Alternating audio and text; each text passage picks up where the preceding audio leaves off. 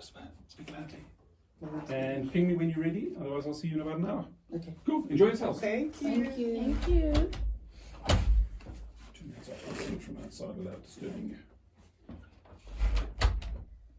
Hello and welcome to the Afro Ruby podcast. This is our episode 5. My goodness, episode 5. Already. Honestly, and today we are celebrating Women's Month. I've got 2 beautiful, strong women in the studio with me today.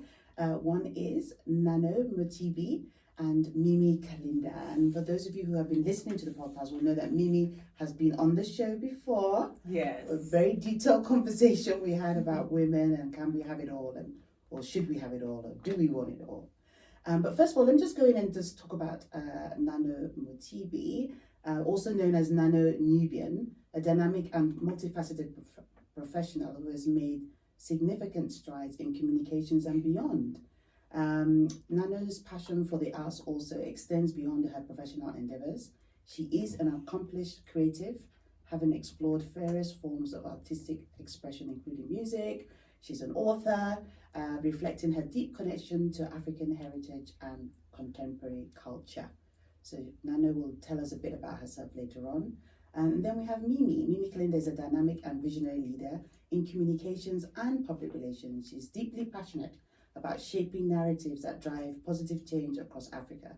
As a co-founder and group CEO of African Communications Media Group, Mimi leads a team dedicated to crafting impactful communication strategies for clients across the continent. She is a recognized thought leader, also a published author, and a frequent speaker at international conferences where she shares her insights on African communications, leadership, and the role of media in shaping perceptions. Ladies, welcome to the Afro Ruby podcast. Thanks for having Thank you so us. much. Thank you. Right, so other than just celebrating Women's Month, I think we should be celebrating women every day, right? Absolutely. Yeah, every day, as mums, as sisters, as aunties, as wives, as partners, girlfriends, business owners. We have a lot.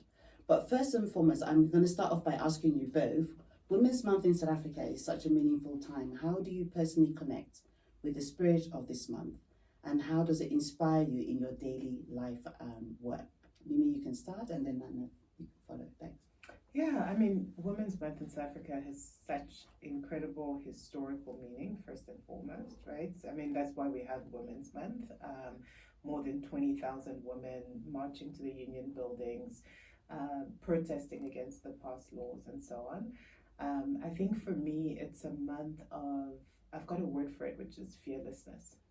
That's kind of what this month inspires in me, is really to dig deep inside myself and think about what are the things that I'm afraid of doing, that I can use this month to inspire me to get over myself and get over the fear and just go for it. So I've been having a lot of conversations with, other women, but also with my daughter, and that fearlessness has to be passed on, and I think that's the spirit of the month is, these 20,000 women inspired us, but then how are we inspiring through our own fearlessness the 20,000 that are coming behind us? So that's kind of where my head has been at. Fearlessness, yeah. Nana? So I think I'm not good with days. I'm not good with my own birthday. I'm not good with friends' birthdays. May 1st. So I always had this attitude like, geez, why do we even have a Women's Month? What's the big deal? I mean, I see people get so excited, even with Heritage Day. I've always said, look, every day you need to celebrate your heritage as an African. But one thing that I've noticed over the years is that I'm probably busiest on Women's Month. That's when my profile gets most profiled, my brand gets most profiled, the most opportunities come. And I think it's because of that intentionality, and it's so easy to take something for granted when you have it. So for me, somebody like me, it's like somebody will say, what's the point of a quota? What's the point of BEE? What's the point of women empowerment? Until you're a beneficiary or until you are not one, you realize that, damn it, this thing is so critical. You know, I mean, if it wasn't for Women's Month, when were we gonna have this time? There was Basadi Awards, which I was a nominee for just a few weeks ago, and then I had other things, and we're doing other things with other women. So I realized that, okay, there is merit in this intentionality, and I think I'm also now having to teach myself to say, maybe I need to start being more intentional about the things I take for granted, and also appreciate those people that are conscious enough to understand the value of intentionality. So for me, I think every year there'll be something new that I learned, but this year that's the biggest thing I learned. I love that. So fearlessness and intentionality. So those things are very important. And this is not an aside, but I yesterday I had to go and collect my permit. I've been waiting for it since last year. So I had to collect my permit. But the protocol around it, I started thinking to myself, I wonder how refugees feel. You know, I wonder how refugees feel when, you know, they don't have a place of their own, they're displaced persons. Because I felt kind of like, you know, left back of beyond. I had to follow some kind of protocol, walk across the street in a file, go up the stairs to collect a number. And I was just thinking, so intentionality, I think, in everything that we do is very important. And also looking and seeing how other people feel, and how, like you said, how can we pass on this spirit of fearlessness to other people, including our kids, most importantly. And I guess for me, Afro Ruby is part of that journey. It's like, I want to speak about women's issues, women's opportunities, women's challenges, celebrating women, whether you're a celebrity or not. And that's my intentionality around Women's, not just month, but women every day. And for both of you, you have such a deep love for Africa. How do you think we can change how the world sees our continent? What's something you're passionate about when it comes to sharing Africa's story? Well, Nonya, we've traveled the continent together, and we've loved every moment of it, and we've seen how far the continent has gone. I mean, before I traveled Africa, I had this image of a big jungle. But you you go to Zambia, you go to Namibia, you go to most of the SADC countries. It's like an extension of South Africa, right? It's like you feel like you're just next. There's F&B, there's Checkers, there's ShopRite. You know, the only difference is the language. The music now, because of piano and the music is the same. Because of media, the language is the same. We all speak the same way. We understand each other. You go to Kenya, you know, it's so established. You go to Nigeria, you find so many. So I think the beautiful thing for me with the continent, more than the resources and what it owns, because I don't even own one diamond or one gold, whatever. So I'm not even gonna talk about the minerals, but I'm gonna talk about the fact that I've seen that the milestone. I've seen that Africa is really not what we fear that we think it is. It's gone quite, you know, it's gone quite a bit, and there's electricity everywhere. There's things are working, there's life. And for me, the biggest thing is, how do we tell that story? And I remember one of the things I used to be passionate about was telling the modern African story. Because I think as Africans, we get caught in the reflection of the nostalgia of Mama Africa, motherland, and, you know, and we were not there. You know, we don't know that. So it's difficult for us, like we're convincing, if I have to convince you that you were a queen in your past life, you know, but, you know, but what about the story that is here now, this amazing story that is here, the amazing things? Don't we get pissed when people come here and they're like, oh, there's shopping malls in South Africa, oh my God, there's Salvos, like, where have you been? So for me, that's why then my book, my writing, that's why my music, I was like, you know, instead of maybe telling the African story in a philosophical way, and I've tried through podcasts, I've tried through my writing, people are no longer that much interested in reading. And God just revealed to me that the most beautiful and easiest language to access is music, you know, and it has united us. Piano has united the African continent, has united the world, you know, mobilized the world around Africa. So if I can use music to tell stories of the different countries, like Lusaka, which celebrates the country of Zambia, and Kenneth Kaunda, the collaborations I'm doing with Black Reverends in Nigeria, the work that I'm doing with Namibian artists, it will sort of bring to life this amazing work that is happening in Africa and this golden economy, because for me that's the new gold. I always say they might have mined our resources and maybe we don't know how much of it is left, but because we are people of abundance, there's a new gold, there's a new silver, there's a new diamonds that are just coming out of us, which is the media, the creative industry.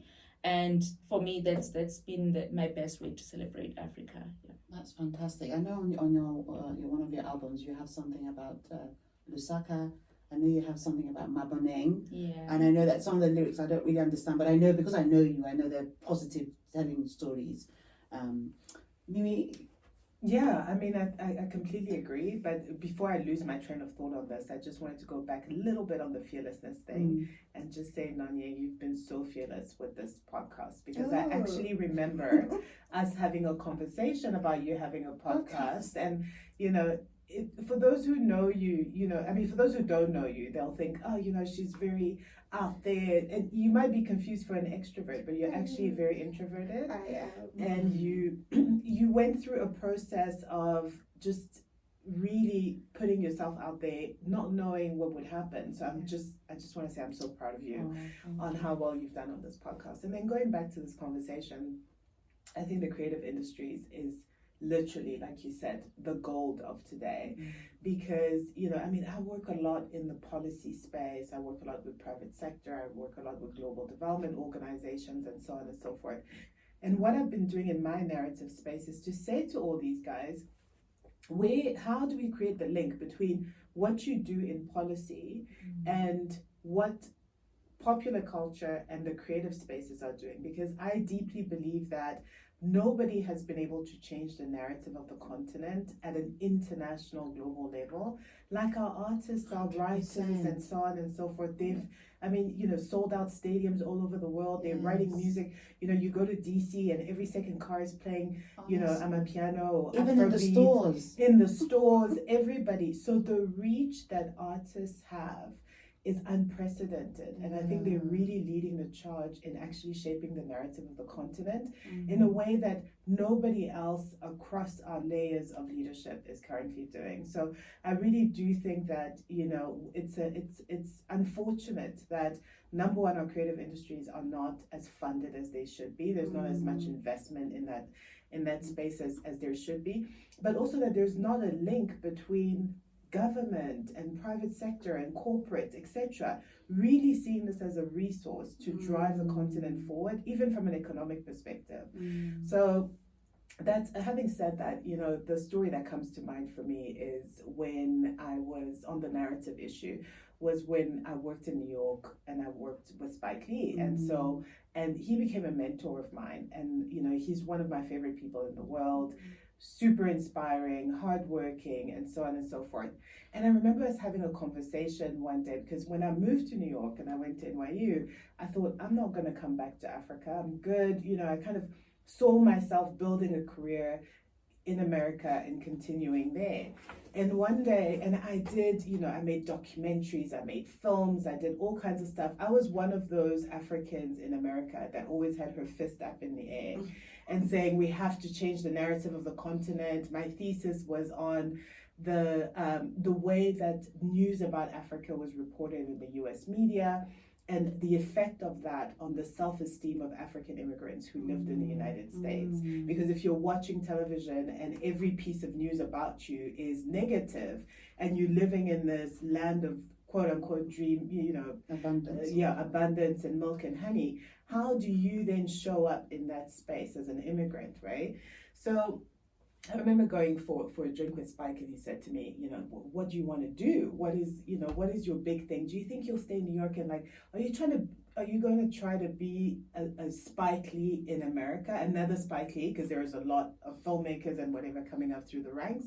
But I see that you're really passionate about Africa. What are you going to do about that? And I said, I don't know. And he said, you know what? I make films that are international blockbusters, but my intention for making those films is never that they appeal to anybody else but the African American community. Because if I can get my people to go and watch these films and see themselves in these films and to ignite something in them about self-identity, pride, etc., then I've done my job. The fact that other people go and see my films is only a bonus, you know.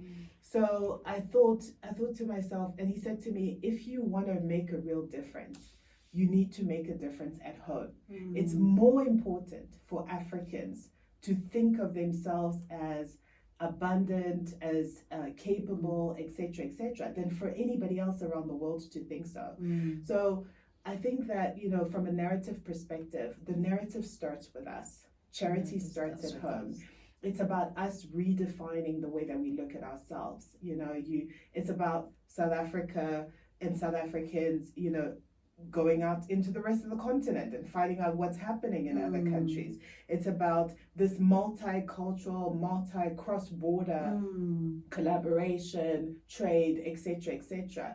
Let's focus on what we're doing as Africans first before we even start to worry about what is the rest of the world thinking of us. Having said that, we've come such a long way. I mean, from the time I started working in this space, you know, almost 30 years ago to today, you can see that the needle has started to shift. You can see we are at a place of Afro-optimism as Africans that we've never been at before. We believe in the potential of this continent more than anybody has ever believed in ourselves before. So I think we just need to continue to create those critical moment of you know, collective action, and I think we'll get there. I love that, because definitely the creative industries are and have, you know, shifted the needle quite a bit. Everywhere you go, right? I mean, sometimes when you see some of the videos where you hear maybe like some of the Afrobeat songs and they know all the lyrics, not in Africa, in Europe or America, you see them singing all the songs. And I love the fact that, Nano, you're cross-collaborating with your music across the continent. And I've heard you say Namibia, there's Nigeria, of course, indeed, South Africa, and I think you said Lusaka as well. And Mimi, your filmmaking experience and your conversation with Spike Lee obviously empowered you or inspired you to come back to the continent, and you definitely are a thought leader in that space. One of the things as you were talking, I was thinking, the recent Miss South Africa edition brought some controversy around someone who had Nigerian heritage and a lady who had Nigerian heritage, but eventually found not to have substantive papers or, you know, in South Africa. But I felt, as a young girl, I felt there was a lot of negativity drawn towards her, and I was thinking, she's an African, she's a young one, right? She's a lady.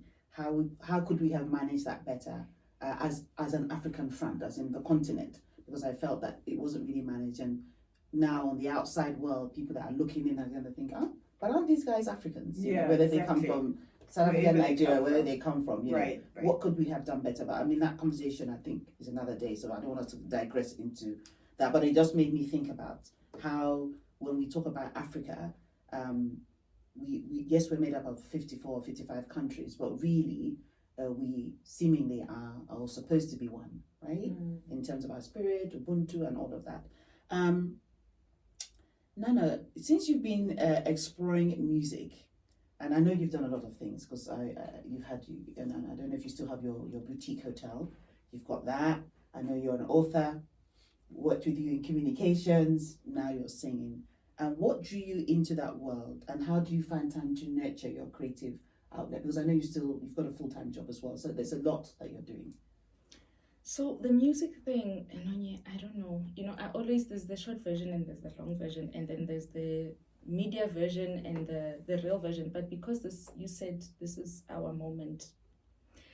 So I've told it before, but I'm gonna tell it again in the spirit of today. But honestly, I always loved music, always loved the arts and so on. But obviously, you know, the people that we grew up being in music is somebody who'll say they grew up with their father being in a band or whatsoever. So for me, music was just being in the praise and worship team, singing in the choir, being the child at home when there's events. They'll say, stand there, dance, and then you start singing and you karaoke, you know. But I just knew that there was something bigger that I needed to do with regards to the arts. So I started the spiritual journey. In 2020, a friend of mine just sort of introduced me to this spiritual understanding because I grew up in the charismatic mainline, then charismatic. So, as in the charismatic, we are taught that you don't talk to your ancestors, you don't even think about your ancestors, right? And I had always been like, oh, demons, cast out, cast out. But every time I was going through a dip in life or something, people would always be like, Nano, you meant to be a sangoma or a spiritual healer or something to that effect. And I'd be like, no ways. And at some point I was so close to even going to that initiation school, where they go, you twasa in South Africa, they say it's twasa, where you kind of get initiated to your ancestors so that you can be able to serve. My spiritual mother, who was charismatic, she stopped me. She was like, you know what? I know you're gifted. I've always known you're gifted from when you were a child, but I don't think this is the way. And so I stopped. And then few years later, after my marriage, my divorce, I got reintroduced again to my ancestors via a church-like route, apostolic route, right? And for the first time, I acknowledged my ancestors. And when I started doing that, I started really getting these dreams where I'd be in this big school.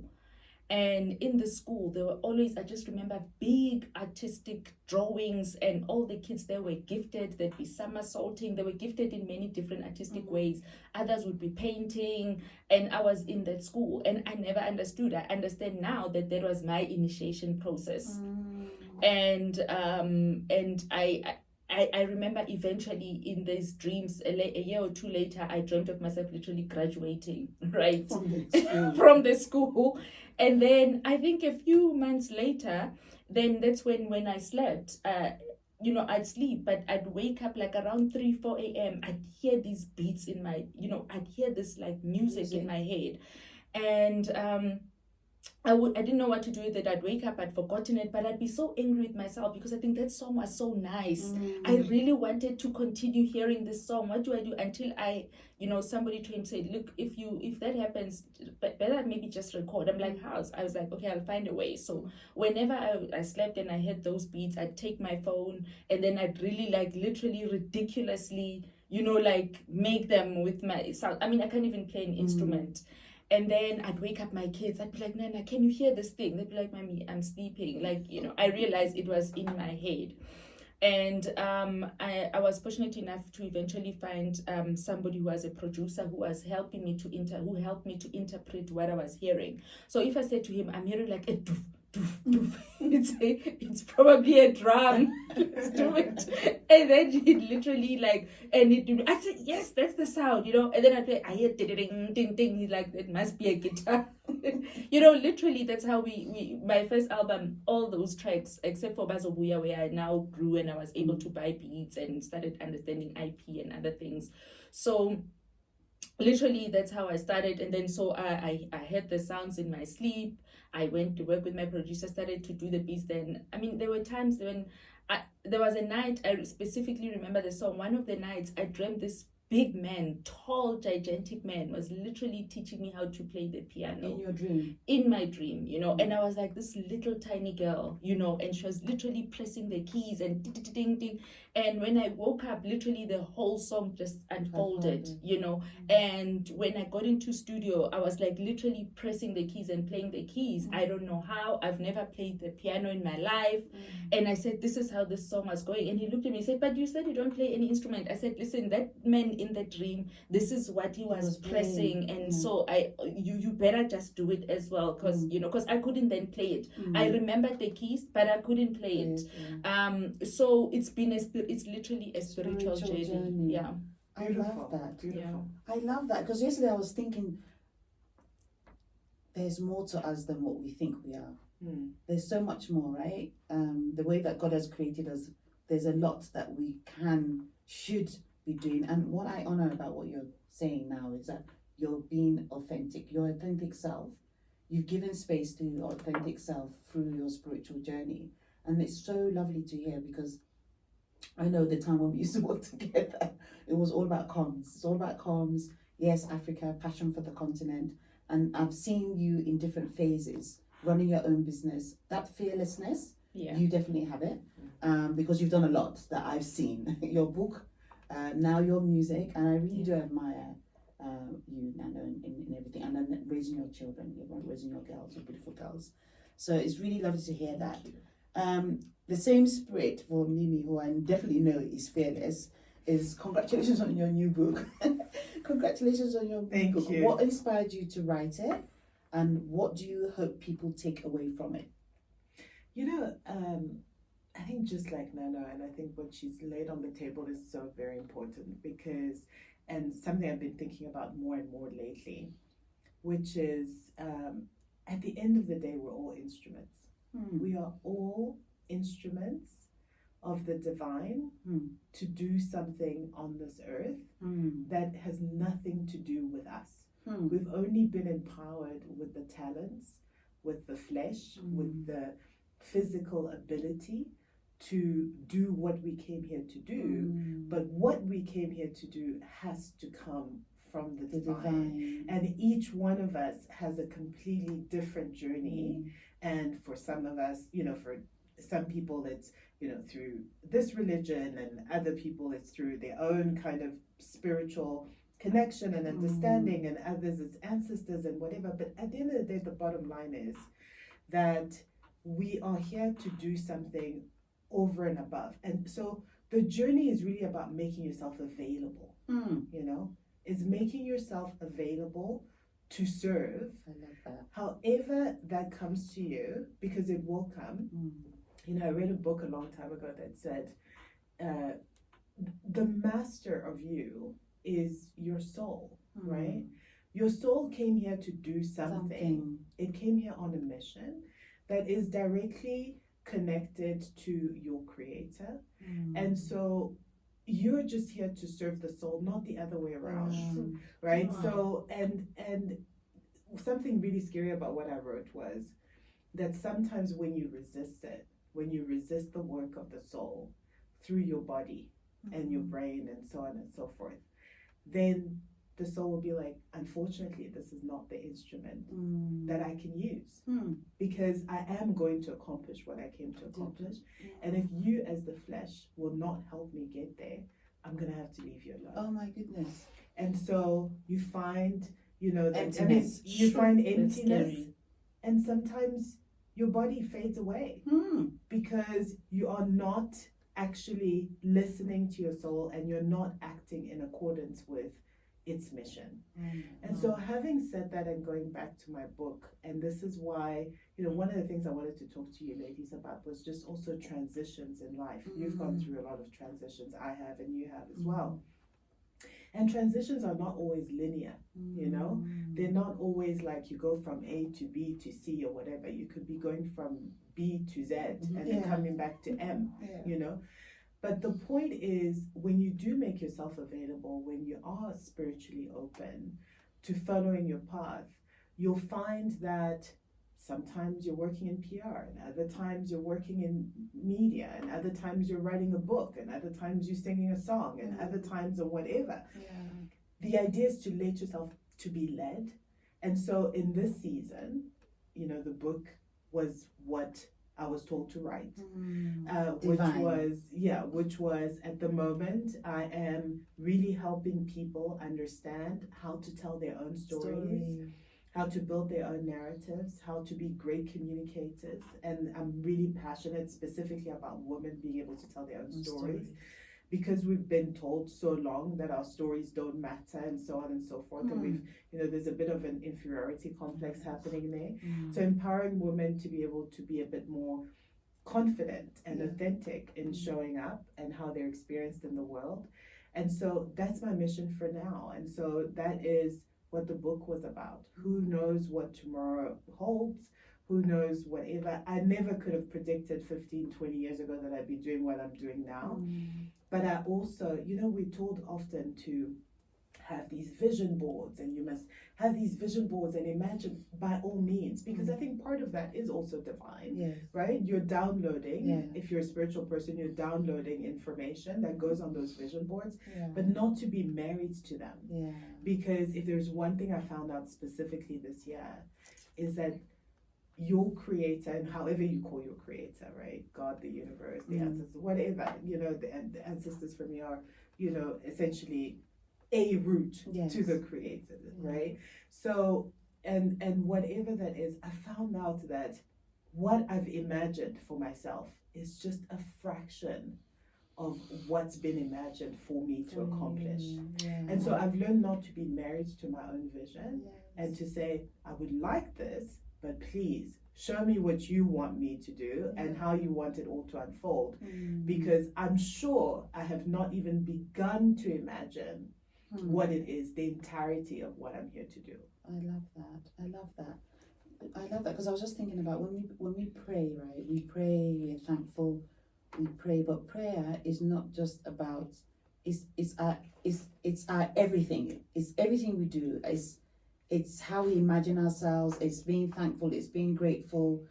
It's being not too concerned with our material assets, even though they're important in terms of paying our bills and all of that. But it's allowing. So when I said to you, I had an epiphany yesterday, and I was just thinking that surely one can be doing more. That we say we're tired when we're working 9 to 5 and more hours, but there's something inside of us, and this is what you're relating to, is that there is something that our soul needs to breathe and exercise itself to leave that imprint that we were here.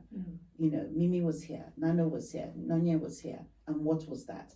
And what does that thing that we've left behind for others, and also importantly for our children, right?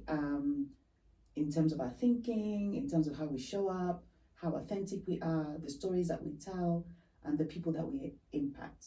Absolutely. So I love that. Yeah. I'm very passionate about young people. Yeah, and speaking of young people, I think just to share something that I've been talking to my children about recently a lot, this idea of just surrendering and letting go, but praying, but then surrendering, is I've told them a very simple prayer, which I'm happy to share here, which is, God, show me where to go, what to do, what to say, and to who.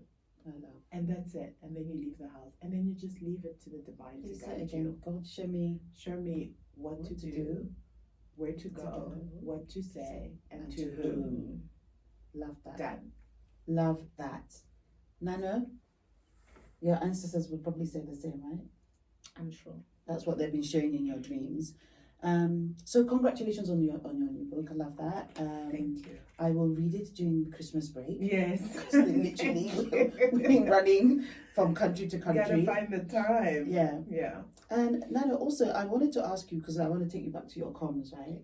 As someone who's been a leader in communication for years, how do you use your influence to support and uplift other women, especially during Women's Month, even though you said that you haven't been intentional about Women's Month, but how do you do that? Well, I think intentionality, I think we have different ways of being intentional about different things. So, for example, one of the things, it's just an example that's going to explain the point I'm trying to make, is that one of the things that I stopped doing forever ago, I think in 2016, was praying for myself, right? So literally in 2016, God literally stopped me. He was like, stop praying for yourself, never pray for yourself. So whenever I pray, I'd either pray in tongues or I'd pray for everybody else and anything else but myself. And that was the last time I prayed for myself. And then as it grew, now, the point that I'm at right now, I'm sorry to declare this, I literally don't pray. Okay, I don't pray. I can't pray. I've stopped praying. God has literally stopped me from praying. Okay, sometimes we say God, but I believe it's God, right? Because I think my intention is, my entire being is to be prayerful, and to believe, and because the whole thing with prayer is, I realize prayer is just a step towards building your faith, right? So I thought, actually, I can bypass this and just move straight to faith. So if I believe in something, exactly, I just believe. I just believe, because at the end, everything that God is about, when he created earth, when he said, let there be earth, let there be light, let there be this. It was intention, it was the words he spoke, because he believed. So I was like, rather let me just work on my belief, because Nonya, you know how much I prayed, she knows I would fast for 3 days, not eating, not drinking, I would be so weak at work. And that was good. That was then. That was the paying my dues. But at some point, God had to release me from that. And so my intentionality, I think it's more. It really getting it right, understanding our basic principles that liberate ourselves. And one of the things that I noticed, and I've said this before, I said the best places where I've worked is when I've worked with Black women. I've noticed that it's my statistic. I've reported to a lot of different people, but I realize I've always had this who, to whom, what to say. Every time my best working relationships have been with other Black women. And so I thought the first step really that I need to really break down is this narrative of us women hate each other. Us women, we are like this. I'm like, but that's not true, because really every job that I've had, almost 90% of the jobs that I've had, the projects that I had, the opportunities that I've had, they've been handed to me by Black women. I'm here because of a Black woman. And I think for me, it's starting to, I'm working on myself now to celebrate that reality that we've got something good going on amongst ourselves. And whenever that I have, an opportunity to work with someone, I'll always just look for somebody that's like me. I think it's natural. People relate better to things, even animals. If an animal a bird sees another bird, they start playing together. When kids see kids, they start playing together. When women see women, they start clinging towards each other. And for me, it's just about celebrating that.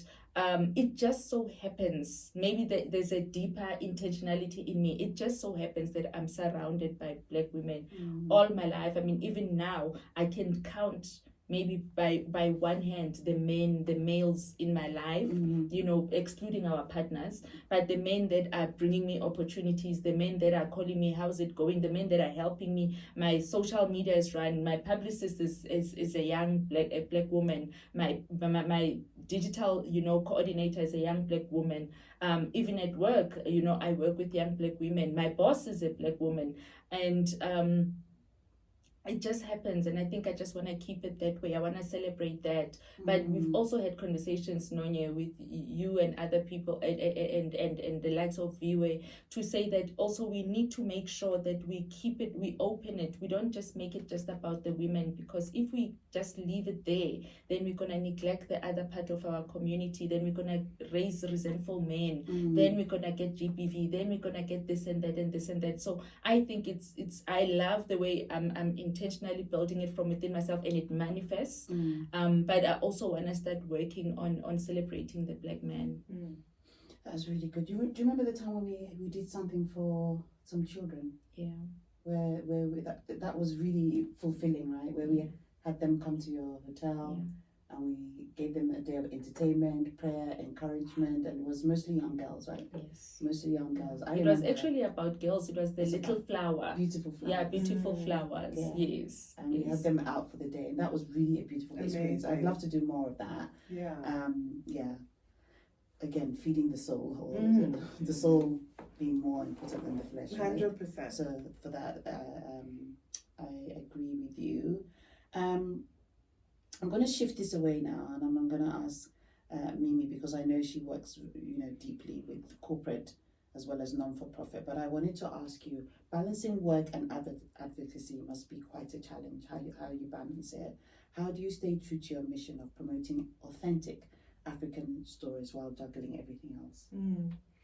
So I think, I don't really see a difference between the advocacy and just other parts of my life, because it's become a part of my identity, right? So I don't really, and I think that's what's so beautiful about when you're doing work that you're really passionate about, because there's no kind of, okay, this is where this ends and that starts. It's just a continuation. I'm advocating every day, all day, on all kinds of fronts, and so on and so forth. But the narrative that I do want to break for myself in this kind of new season of my life is that I've realized that Africa is part of a global context. And so there's also something to be said about advocating globally on certain issues, and not just African issues. And the reason I say that is because, so for example, I've been working a lot on climate change. So anything that has to do with energy, nature, so on and so forth. And a lot of my clients and just the spaces that I've been in have been around the climate change conversation. And so climate change is not purely an African problem. So therefore, you know, when you think about advocacy, I mean, obviously Africa needs to have a voice. You know, I worked on the African Climate Summit with President Ruto last year.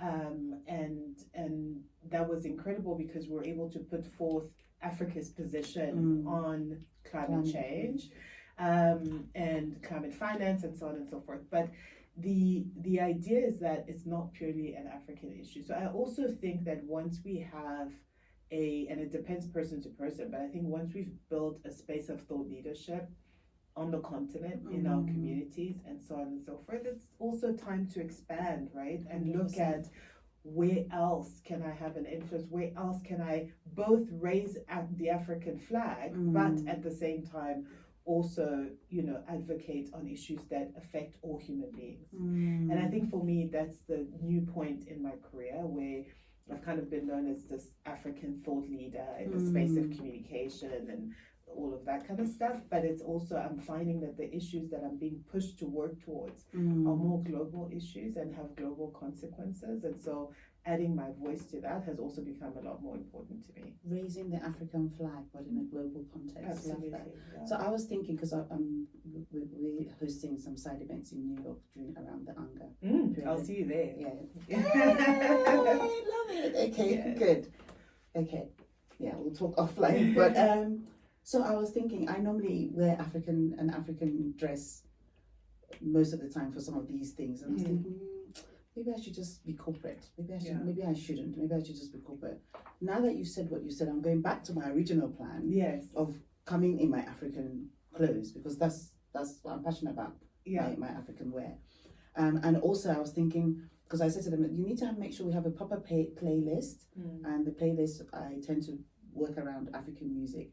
Now I'm thinking, you're talking young people, let's have some Afro beats in the room. Can we have some Afro beats in the room? Right. Because, you know, it's a corporate event, but it's an African corporate event. Right. In a global city or modern city.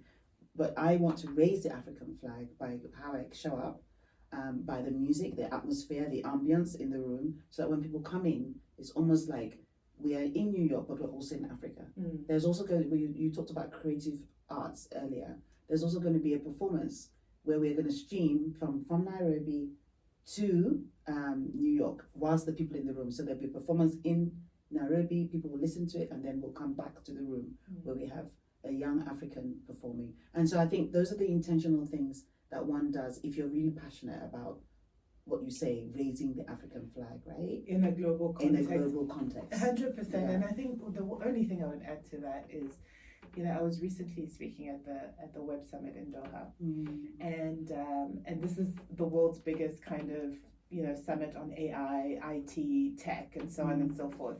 And there were a couple of, you know, Africans who were there, you know, software developers and so on, speaking on these huge platforms with Google and Microsoft and all of that. And so, you know, we had a little kind of African huddle, and they wanted to pick my brain. They wanted to pick my brain on kind of like how they're showing up to potential investors, you know, that are global, because unfortunately the balance is still off, and most of the money that comes into these startups comes from the West. So how do they position themselves? What kind of story do they tell, and so on? And I said to them, you know, as much as there's also something to be said about being African, but not using Africanism as a crutch, right? So we go into these contexts and we're like, we're African. Great, but then the so what also follows. And specifically with like startups that I work with, I'm like, don't lead with that. That's actually not what you should be leading with. You are an incredible software developer. Your expertise. You are a great entrepreneur. You are excellent at what you're doing. That's what you're leading with. And then being African follows. It just so happens. I mean, everybody can see that you're African. You don't need to stand on top of the roof and tell the whole world that you're African. Great. But lead with your excellence. So I just want to kind of also just to say, to caveat a little bit and say, as much as you're leading as an African in a global context, that's It's not not your just- trump card. No, That's not your default. no, That, hey, I'm an African doing incredible things in New York. no. It's like, no, actually, I'm really effing good at And what I do, and by the way, I happen to be African. And by the way, I happen to be African. So Yeah. I also think that, you know, Like we how- just how need we- how we position Yeah. it, I think, is also important. Yeah, that's very true. It's true. I mean, I come in with, this is who I am, but by the way, this is how I am. This is how I look, right? Exactly. Uh-huh. Yeah. So that's fine. Okay, so as we start rounding up, I wanted to ask you and both is if you could share just one piece of advice with young African women trying to make their mark, what would it be? I'm going to start with Nana and then close with me. I think big ups to that thinking, because I've been preaching that gospel to myself because some things you wouldn't dare say out loud, would you? You know, but you heard me earlier saying that Heritage Day, like why we have Heritage Day. My YouTube channel, African Nubian TV, it's around African philosophy. So one of the things I'm very passionate about is African philosophy. And one of the things that I still think we really need to make strides, that intentionality at a higher level, it's understanding that Africans were the first human beings on the planet, right? Which means that we are the ancestors to every other human race. So if you look at a European, a Spanish, Italian, they are your descendants. They came from you. So I always feel like when we now say we celebrate it, we Africanness, heritage, we are literally going to the lowest decimal point of who we are. We're shortchanging ourselves, because everything else that other nations have built, that's our legacy, right? We are the shoulders on which they stood. And I was actually, just an epiphany that just took place as we were talking. I was thinking, you know, sometimes other nations, the descendants, you know, when you're a parent, and we know this as Africans, that your children will always be better than the parents, right? Or even in life, the next version will always be better than the previous version. And it's one of the things that explains why Africa is where it is and where the world is where it is, right? Because there's that evolution that takes place of your, you know, of what you have. So when you look at it, you know, from a spiritual point of view, you realize that even whoever who discovers whatever now, you know, so whoever will discover a flying car now, they're going to discover that at the back of the current car, at the back of the flying aeroplane technology, at the back. So it's always the collective knowledge that propels the new knowledge, right? So it's the collective African science that has propelled the modern day science. And I feel that the one thing that we need to start is not, you know, let's not lead by being just mere Africans. Let's lead by being the original human species.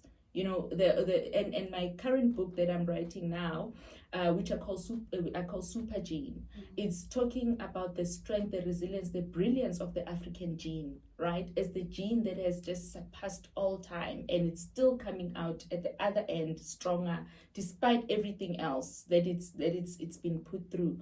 So my advice really to start with is just us understanding our identity as Africans and understanding that we are the ancestors of the world.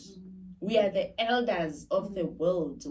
If it wasn't for Africans, there would be no world. Know yourself. There'd be no human being, you know. And so all of this sits in us, you know. And I love that both of you're already there, where you realize that you are greater than the sum total of your understanding. Even knowledge is like still at a lower level. When you talk comms, when you talk corporate, when you talk this, there's a bigger universal world that we are made up of. And I think I always say, so the advice always is, I always just reduce it to get your religion right, or get your spirituality right. Sometimes we want to gain academic knowledge, we want to gain experience, we want to gain this, but if you don't have if your spiritual anatomy is not rightly, the pieces are not talking to each other, you don't have that alignment, you can have the degree, you can have the top paying job, but you lose your soul. You lose who you are, and you don't have the impact, or you have a negative impact. So I'm more comfortable around happy people. Those are people that have discovered themselves, that know who they are, and you can automatically tell when the person is self-actualized, when they've reached that point, because they know who to talk to, what to say, what to do. They just, whatever they do. And I realize that the more I understand myself spiritually, the less I do. The less I have to do. I used to run around like a headless chicken. I used to bother people, calling people, networking, doing all sorts of things. I don't have to do a fraction of that now because I'm aligned. And for me, it will always be that just trust yourself, trust who God made you to be. Trust that scripture that says when he knitted you in your mother's womb, he knew who you are. Trust that process, trust the process, trust the maker, trust the process, trust who you are as an African. And once you do that, you'll never have to stand up and say to somebody or anybody, this is who I am, this is what I'm trying to do, because they will just see it. And those that don't see it is because they're not meant to see it. It's not their time yet. That's why there are people that we say they're born before their time, or they were ahead of their time. We are ahead of our time with what we are doing now. We might not have the audience or people that are going to tell us that now, but one day somebody will stand up and be like, there were once those girls. We won't be there that time, but we are building a foundation for somebody. We are the shoulders upon which somebody is going to stand on, as much as we are standing on the most humble of souls that we don't even know. There was that thing I was reading about. For you to be here, it took so many ancestors, like thousands and thousands of ancestors that we don't even know. And I'm standing on those shoulders today. I don't even know who they are. I don't know what they did, but I know this is who they produced. And if I don't do it to change the world, let me at least do it to honor those people. Love it. Love that. I really do. Yeah, in terms of advice, I guess, I have teenagers at the moment, right? And I would probably be speaking to them as well as their peers if I had to give any piece of advice, because that's where I am in my life, in my journey right now. It's just wake up in the morning and do something. Do something. I find that, with social media and whatever and so on and so forth, I think young people these days are really they can get stuck into predicting the outcome. I have a son who's amazing, and he plays sports and so on and so forth, and so he's discovered a talent, and so he's telling himself, this is where I want to end up, I want to turn this into a career and so on, and that's great.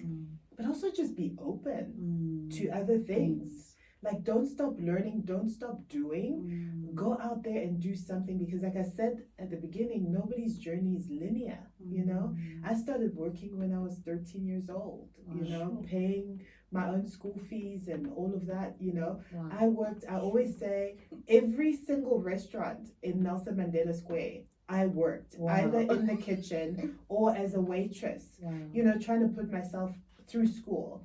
And then I ended up going to, Wits and to law school, and then I went into media and in front of the camera and whatever. But there's a flow. Life just, it's like a river, right? It pushes you along, and you don't want to be the clog in your own river. Because you're like, no, I don't want to go this way, because I said I must be there, right? If one thing leads to another, leads to another, leads to another, as long as you're able to wake up in the morning and do something, whatever that something is that presents itself that day, get involved, and don't block off opportunities because, this is not for me, or I'm too good for this, or whatever, I remember a good friend of mine said to me one day, life is like a trampoline. There's no way that you can go up to the next level without first having to come down, touch ground, so that you can go back up again. And so if you refuse to come down and do certain things, what are you going to be, suspended in the air forever? Like, that's completely unrealistic. So I think, go with the flow of your life, do something, whatever that something is, you never know where it's going to lead you. I'm loving the analogies that you've come with. Girl, you know I'm the queen of Yeah, analogies. you are. But I love that. So I've picked up a couple of things. Fearlessness. I've picked up about your spirituality, knowing yourself, not being too rigid about your journey, allowing your soul to take its place, and surrender yourself to that.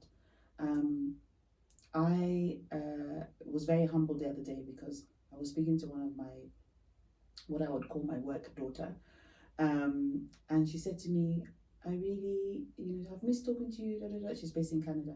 I've missed talking to you, da, da, da. And she told me a lot of other things. And then she said, and I want to start my own podcast because I've been inspired by you.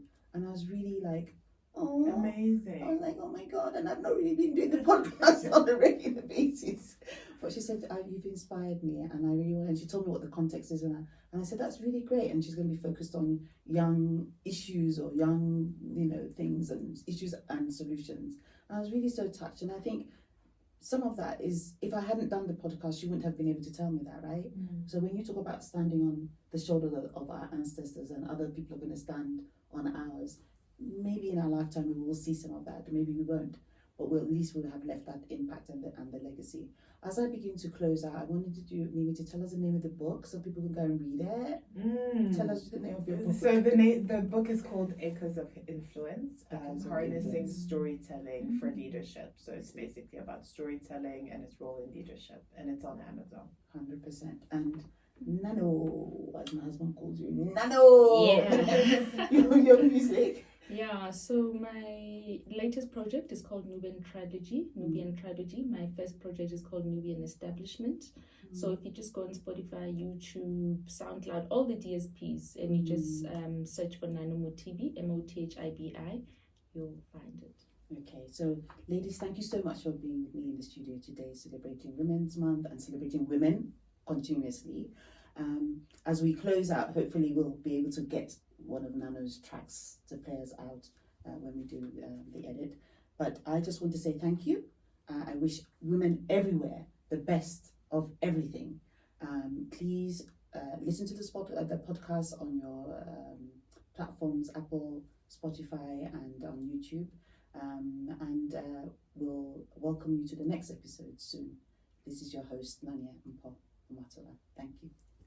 Thank you for having us. Thank you so much, Nonya Mpa.